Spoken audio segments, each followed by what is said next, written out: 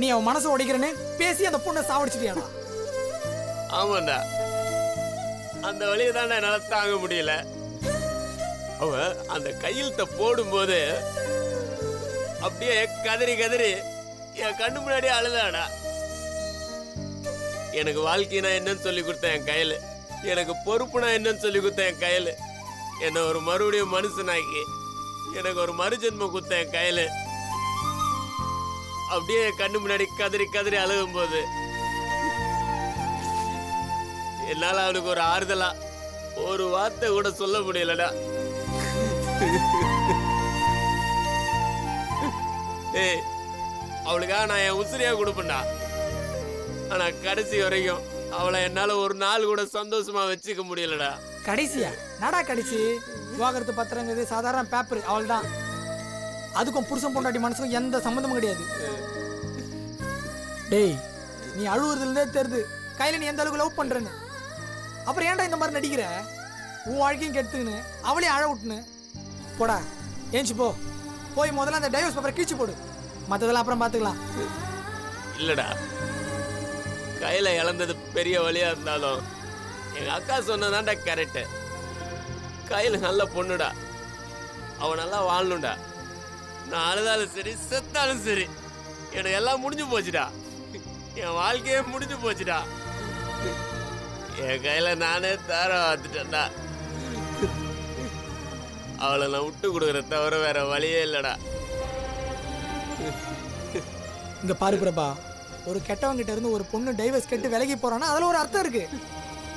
ஆனா நீ நல்லவன்டா, நீ விட்டு கொடுக்கறதுல எந்த அர்த்தமும் இல்லடா.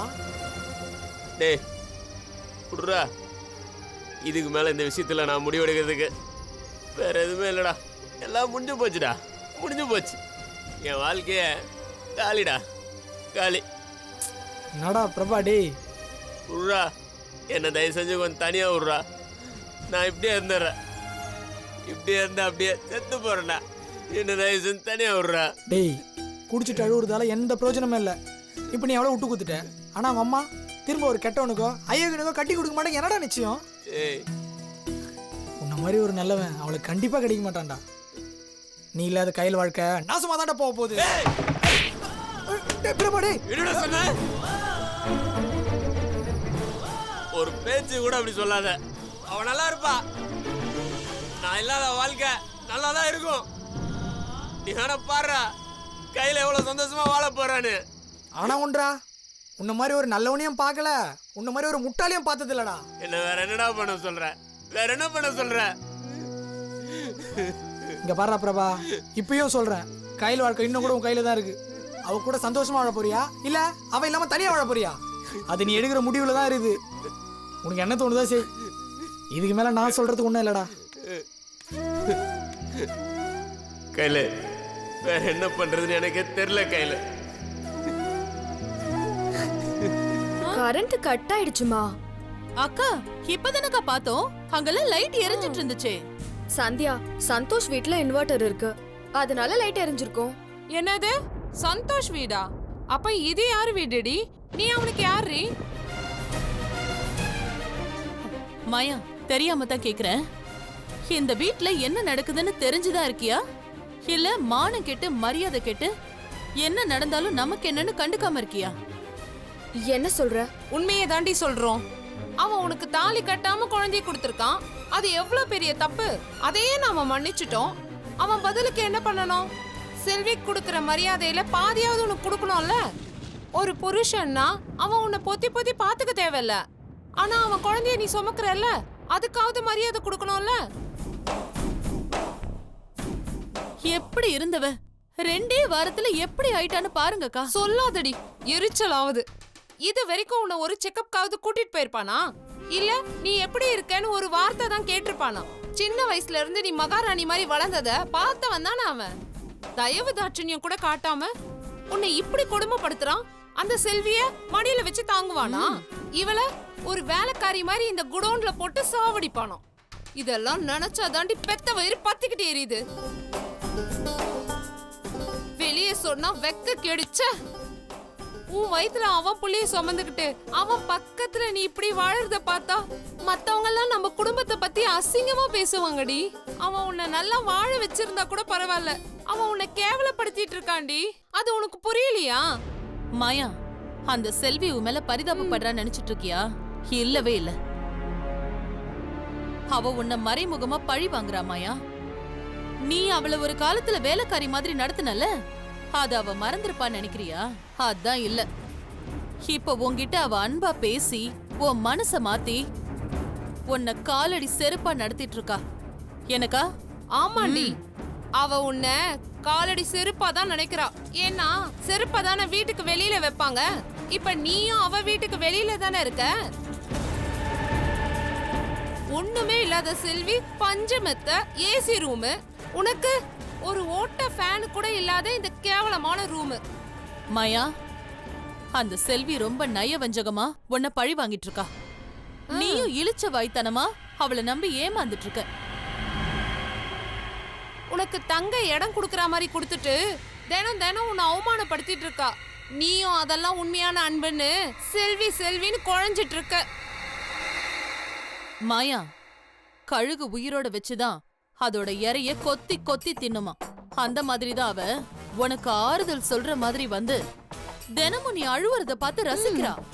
சீக்கிரம் சுதாரிச்சுக்கோ. அதை விட முக்கியம், நீ பழைய மாயாவ மற வழிய பாரு. அவ உன்னை அசிங்கப்படுத்துறதுக்கு முன்னாடி நீ அவளை அழிக்கிற வழிய பாரு. அதுதான் உனக்கு நல்லது.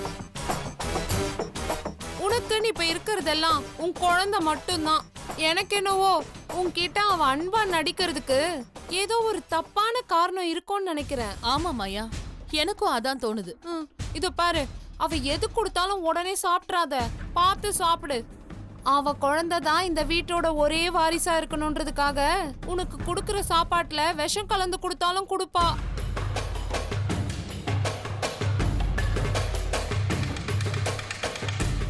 என்ன சொன்னீங்க? அக்கா, மாயாவுக்கு புரியல போல இருக்கு. இன்னொரு தடவை தெளிவா சொல்லுங்கக்கா. ஏய், உன் குழந்தைக்கு அந்த செல்வி விஷம் வச்சு கொன்னாலும் கொன்னுடுவாடி. ஹே மாயா, உனக்கு என்ன பைத்தியமா? நல்லது சொல்றவங்களே அடிக்கிற, பாத்துக்கிட்டே இரு. அந்த செல்விதான் உன் குழந்தைக்கு எம. இதுக்கு மேல ஒரு வார்த்தை பேசுனீங்க வெட்டி போட்டுருவேன். மாயா, சி, வாய மூடு. பெத்த தாயா நீ? உன் புருஷன் ஜெயிலுக்கு போன அடுத்த நிமிஷமே நீ தற்கொலை பண்ணி செத்து இருந்திருக்கணும்.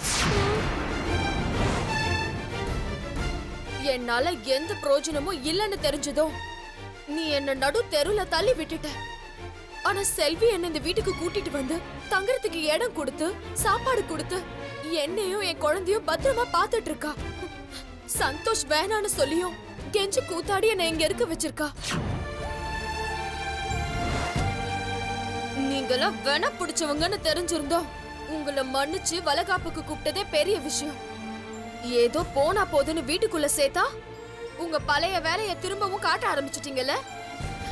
வாளை சுருட்டிட்டு ஒழுங்கா இருக்கிறதா இருங்க, இல்ல இப்பவே வெளியே போங்க. நானே பண்ண பாவத்துக்கு என்ன பரிகாரம் பண்றதுன்னே தெரியாம தவிச்சிட்டு இருக்கேன்.